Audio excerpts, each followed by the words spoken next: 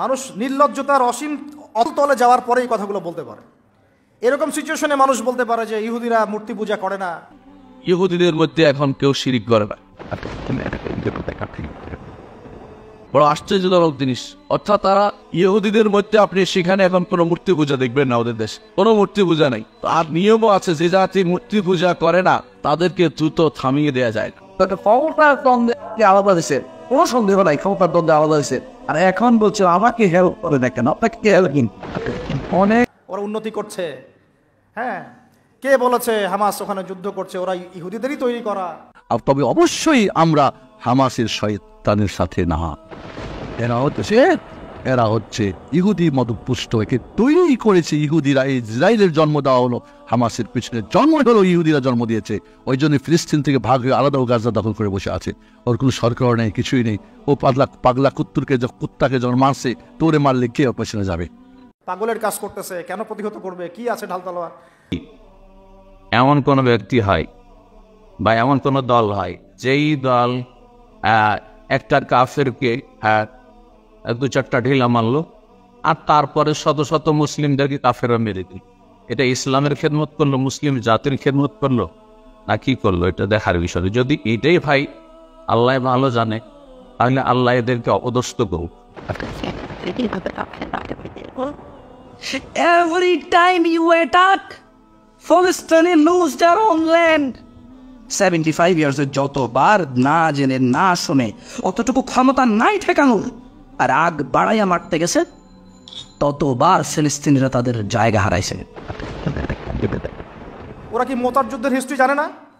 যে 3000 সৈন্য নিয়ে আমরা 2 লক্ষ সৈন্যকে প্রতিহত করেছি, তখন কুফু ইনসাফের কথা আসে নাই কেন? ওরা কি বদরের হিস্ট্রি জানে না? যে 313 জন নিয়ে আমরা 1000 জনকে ডিফিট করেছি, তখন কি কুফু ইকুয়ালি ছিল? অস্ত্রশস্ত্র সেম ছিল? কখনোই মুসলমানরা অস্ত্রশস্ত্র সেম ছিল না। আপনারা জাস্ট মোতার যুদ্ধের হিস্ট্রিটা পড়ে দেখেন কিভাবে তারা লড়ছেন। এক সময় বলছিলেন যে তালেবানদের আকীদা ভালো না, বলেন নাই? তালেবানকে তুমি দুলাভাই হিসেবে গ্রহণ করেছো। তালেবান তো দুলাভাই আপনাদের, তাই না? কি সুন্দর। তালেবানের আকীদা বুঝো? তালেবান সম্পর্কে পড়াশোনা করেছো?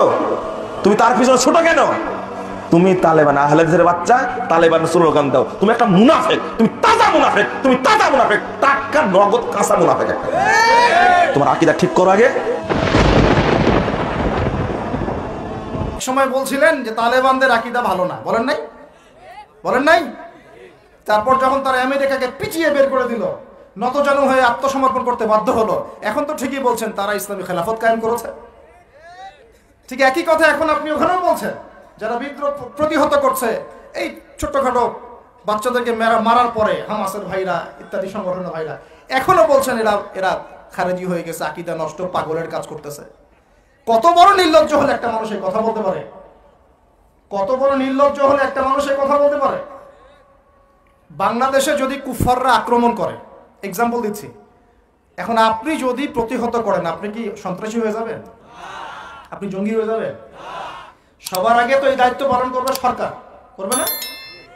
যদি বাংলাদেশের উপর আল্লাহ না করুক কেউ যদি কোনো আক্রমণ করতো, ওদের অবস্থা যদি আমাদের হতো, তাহলে আমাদের গভর্নমেন্ট কি চুপ করে বসে থাকতো?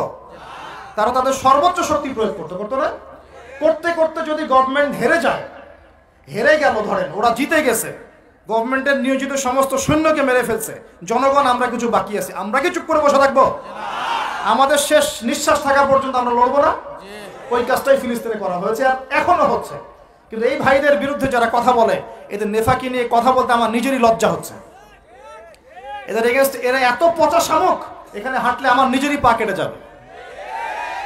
তো এখন এগুলো বললে অনেক কথা, মূল কথাটা হচ্ছে ওদের উপর যে পরিমাণ জুলুম নির্যাতন মুসলমানদের উপর হয়েছে, এতে তারা বাধ্য হয়েছে এই পথে যেতে। যখন দেয়ালে মানুষের পিঠ থেকে যায়, তখন মানুষের এটা করতে মানুষ বাধ্য হয়। তারপরে ডে বাই ডে যখন চোখের সামনে বাচ্চার রক্ত, ভাইয়ের রক্ত, বোনের ইজ্জতের মানহানি তারা দেখবে, কোনো মুসলমান চুপ করে বসে থাকতে পারে না। একজন বোনের ইজ্জতের বদলে নবী সাল্লাল্লাহু আলাইহি ওয়াসাল্লাম কি করলেন? পুরো বনু কাইনুকাকে উৎখাত করলেন।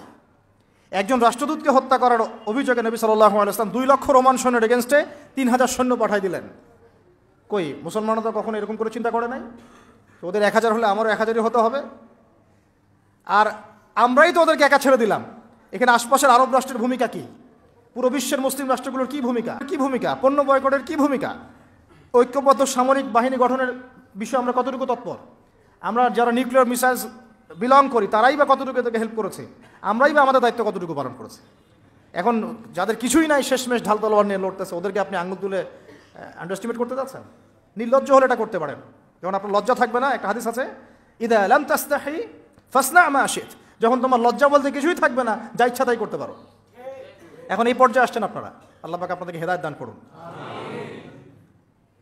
জাতি পুরো স্পষ্ট। আমি একটা কথা বারবার বলি, আল্লাহ পাক কিছু কিছু ইস্যু পৃথিবীতে নিয়ে আসেন কাফের, ফাসেক, মুশরিক, মুনাফিক এবং মুমিন আলাদা করে দেওয়ার জন্য। এই আল আকসা ইস্যু হচ্ছে সেই ইস্যুগুলোর মধ্যে সবচেয়ে বড় ইস্যু।